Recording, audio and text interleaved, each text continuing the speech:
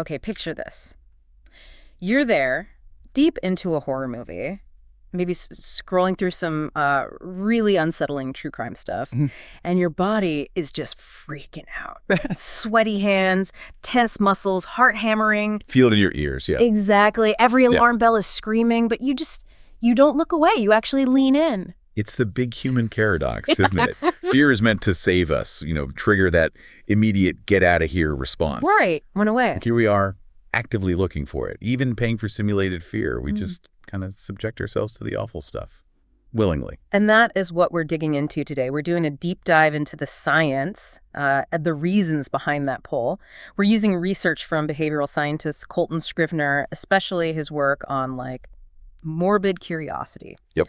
Our mission here: cut through the noise and give you the real research-backed reasons you crave those thrills, chills, maybe even a little gore. And let's just get this out of the way first. The question everyone kind of wonders about, but maybe feels weird asking. Oh. If you love horror, if you're really drawn to this dark stuff, does that mean you're, secretly a sociopath? Huh. Right. No, absolutely not. And that's maybe the most important myth we need to bust right up front. Definitely. Dr. Scrivner's work is super clear. Enjoying horror is not about sadism or being a sociopath. Yeah. Actually, later on, we'll talk about research suggesting, almost the opposite. Quite the opposite. But first things first, the simplest reason we like fright, that immediate physical buzz. The high. The adrenaline rush, exactly. Pure biology. Yeah. Your brain sees a threat, doesn't matter if it's a monster on Netflix, bam. The amygdala, the old deep part of the brain. The watchdog. Yeah, the defense center. It just lights up. And the amygdala, it doesn't really care that you're safe on your couch, does it? It just kicks off the whole fight or flight thing. Not at all. Heart speeds up. Oh. Blood pumps to your muscles. System gets flooded with stress chemicals, mainly adrenaline. It's like the purest physical jolt you can get. Instant intensity. But, and this is the clever part about voluntary fear, you get that huge physiological blast, that high. But another bit of your brain kicks in while the amygdala is yelling, danger! Yeah. The prefrontal cortex, your rational command center. The adult in the room. Right. It steps in and kind of goes, hey, it's okay. Yeah. Look around. You're fine. So, the amygdala is the kid in the back seat screaming about the monster, and the prefrontal cortex is the driver saying, chill out, it's just a movie. Exactly that. You get the kick from the adrenaline, that intense focus it brings. But because your thinking brain reassures you, the feeling changes. It becomes mixed. Fear, yeah, but mixed with curiosity, maybe fascination, and crucially, safety. It's the rush without the real risk. Okay, but that rush, it fades when the scary scene ends. If it was just that, why do people become fans, dedicated horror fans who come back again and again? Is it just remembering the rush, or is there something else? Oh, it's definitely deeper. It connects to this feeling of accomplishment. A lot of horror fans, they'll tell you it's not the raw fear itself they're after. No. It's the feeling you get from overcoming that fear, getting through it, satisfying that curiosity. So it's like finishing a marathon. But for your nerves, you set yourself a challenge, face the uncomfortable thing, and making it to the end credits feels like a win. It's a psychological victory, yeah. You conquered the dread.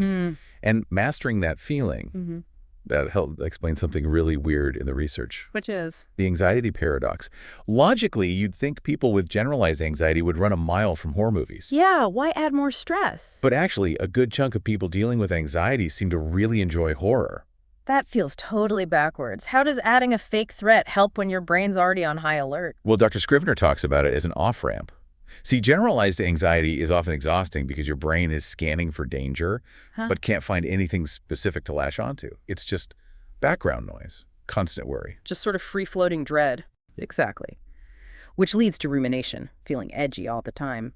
But if you give that anxious brain a structured, fictional target, a specific slasher, a haunted house, it can focus on that instead of worrying about, work tomorrow or vague global doom. Precisely. The amygdala suddenly has a job to do, a concrete thing to focus on. You're still anxious, sure, but the fear is contained. It has boundaries. You know it will end. You could hit pause. Right. You have control. It gives that revved-up system a place to direct its energy. Okay, and then when it does end, when the monster is gone, the credits roll. Yeah. That feeling of relief must be huge. That's the resolution cycle kicking in. The danger's over. So the parasympathetic nervous system, the PNS, it hits the brakes. The rest and digest system. If adrenaline is the gas pedal, the PNS slams on the brakes. It calms everything down, reverses those stress chemicals. And you get that big phew moment, a deep sigh of relief that leaves you feeling actually calmer than before you started watching. It's basically like a controlled exposure exercise. Kind of like emotional weightlifting for adults, but low stakes. Yeah. Practicing feeling scared. Yeah, learning to dial that fear and anxiety up and down, finding that sweet spot where it's engaging but not overwhelming. And being able to regulate strong emotions like that, super useful for real life. Which kind of brings us to the next point. This isn't just about managing feelings. It connects to something much older, right? Survival skills. Absolutely. Our morbid curiosity, wanting to know about dangerous things, it's ultimately about learning how to stay safe without actually having to, fight a bear. We learn from stories. Think way back, like ancient folklore. Little Red Riding Hood. That wasn't just a cute story. No, it was pretty grim. Big teeth. Exactly. It was a clear warning. Here's what a predator looks like. Here's what they do. Don't trust strangers in the woods. They're better to eat you with. Simple, effective. They're risk-free tutorials.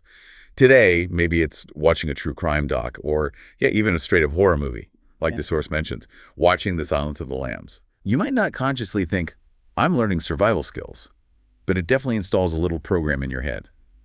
Maybe don't stop to help a stranger load a couch into a van on a deserted road. Right. It's like an alert system for potential dangers, even really unlikely ones. Just installs a bit of caution. And this way of learning, checking out danger from a safe distance, it's not just humans. We see it in animals, too. Really? How? Well, think about prey animals, like zebras or gazelles. If they spot a predator, say a cheetah, they don't always just bolt immediately. They don't. What do? Sometimes they actually stop. And why? Hang on. They stop to look at the thing that wants to eat them. That sounds incredibly risky. It is risky, but it's a calculated risk. They're observing. Yeah. Learning about the predator. How fast is it? How does it move? What are its habits? Reconnaissance. Basically, yeah. That knowledge might increase their survival chances the next time they encounter it. Humans. We do the exact same thing with our morbid curiosity. We learn about danger. But instead of watching a real cheetah, we watch it unfold in a story. Risk-free learning. Bingo. Which loops us back around to that big myth-busting point, the empathy connection. Okay, so we established you're not a sociopath for liking horror, but the research finding was even stronger than that, wasn't it? Yeah, this is the really surprising bit. Horror fans often test as just as empathetic and sometimes even higher in empathy and compassion than people who avoid scary stuff. Which seems totally counterintuitive given, the chainsaws and stuff. How does that even work? It makes perfect sense when you break down how horror actually works on you. Think about any scary story that gets under your skin. What does it need? A scary monster, a creepy setting. Yes, but who is the monster after? Yeah. It needs a victim, right? Yeah. Usually someone vulnerable, someone relatable, facing this overwhelming threat. Okay, yeah. The person you're rooting for. Or terrified for. Exactly. The only reason you feel that tension, that dread, that fear is because you care about that character. You have to empathize with them. You put yourself in their shoes. If you don't care about the victim's fate, if you don't feel their vulnerability, the movie isn't scary anymore. It's just, special effects, noise and lights. Huh.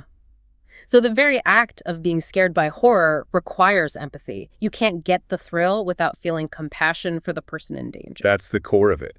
You're actively flexing your empathy muscles to even engage with the story properly. Wow. That completely flips the script on the old stereotype. Okay, so before we wrap up, does how we get the horror matter? Like movie versus book versus, this audio. Does the format change the fright? Oh, definitely. It's all about the sensory input and how much work your brain has to do. Film, visual media. Big screen, TV. Yeah, it gives you what's basically an audio-visual hallucination. It shows you everything, leaves less to the imagination. If it's done well, it can be immediately overwhelmingly terrifying because it's all right there. Less room to hide mentally. And reading a book, that's different. With a novel, you're the director. You create the images in your head based on the author's words. They're not showing you the monster. They're whispering descriptions right into your mind. More intimate. Very intimate. And an author can spend pages building dread for a scene that might flash by in seconds on screen so that terror can really get inside your head, root itself in your imagination, and just linger. It stays with you longer, maybe. Okay, what about audio? Like True crime podcasts, scary audio dramas. Audio's kind of the interesting middle ground. You have more control over the visuals than in a film. You're still imagining things, but the sound design is doing a lot of the heavy lifting. Music, sound effects, jump scares. Exactly. Chilling music, sudden noises, sometimes really graphic descriptions or sounds, audio gore. It guides your imagination, amps up the terror using just sound cues. Your mind fills in the blanks, which can be incredibly effective. Sometimes even more disturbing because it feels like it's happening right inside your head. Okay, let's bring it all together then. Those key reasons why we seek out fear. 1, that immediate chemical kick, the adrenaline high. Right. 2, the sense of accomplishment from facing and overcoming the fear, which ties into. 3, the anxiety off-ramp, giving your worried brain a specific target. Which then leads to physiological relief. And 4, it's safe, risk-free survival training, learning about danger through stories. And wrapped up in all that, surprisingly, is the need for empathy. You can't get scared if you don't care. And remember, this isn't some weird modern quirk. This attraction to the dark, the unsettling, it's ancient. Like we said with Little Red Riding Hood, dark themes, predators, warnings, they've always been part of human storytelling. Teaching us what to watch out for. For millennia, it served and still serves an essential function, helping us navigate the world. So our morbid curiosity today, whether it's horror films or true crime, it's basically our protective instincts finding an outlet in entertainment, learning about danger safely. Absolutely. So here's a final thought for you to chew on. The next time you find yourself hooked by a scary story, movie, book, podcast, whatever, take a second to notice your own reaction. And ask yourself, given that we seem to be wired to learn from these dark narratives, what essential, maybe even protective lesson might you be unconsciously absorbing this time? What are you learning about the world's potential dangers that might, just might, help you out down the road?